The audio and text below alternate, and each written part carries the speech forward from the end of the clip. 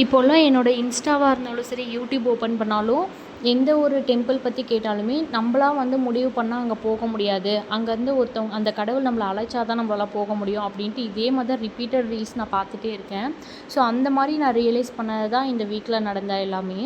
நான் எங்கேயுமே ஒரு ஒர்க்காக தாங்க போனோம். ஆனால் நான் 2 இயர்ஸ் 3 இயர்ஸ் நினைக்கிறேன் இங்கே இருக்க 3 இயர்ஸ் இதோட இங்கே இருக்கேன். பட் இதுவரையும் நான் தேர் இழுத்தது பார்த்ததும் இல்ல. அந்த தேரையும் நான் பார்த்ததே கிடையாது. பட் இந்த வருஷம் என்னன்னு தெரியல 2 டைம் பார்க்க வச்சுட்டாங்க.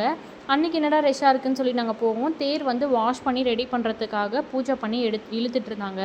சரி ஓகே நம்ம தேர் இழுக்கிறத இதுவரையும் பார்த்ததில்ல. எந்த பூஜையாச்சும் பார்க்கலாம் அப்படின்னு சொல்லிட்டு நானுமே அங்கே இருந்து பூஜையெல்லாம் முடிஞ்சதுக்கப்புறம் பிரசாதம்லாம் கொடுத்தாங்க. சாப்பிட்டு தேர் இழுக்கிறதெல்லாம் பார்த்துட்ருந்தோம். பார்த்து முடிச்சதுமே சரி கோட்டை மாரியம்மன் கோயில் போயிட்டு வந்துடலாம். எப்படியும் வந்து அன்றைக்கி ஃபங்க்ஷன் அன்றைக்கி வந்தோம்னா ஃபுல் ரஷ்ஷாக இருக்கும். நம்மளால முடியாது அப்படின்னு சொல்லிட்டு கிடைச்ச டைமை யூஸ் பண்ணி நானுமே உள்ளே போயிட்டேன். அப்போயுமே ரொம்ப ரஷ்ஷாக இருந்துச்சு நைட் டைமு.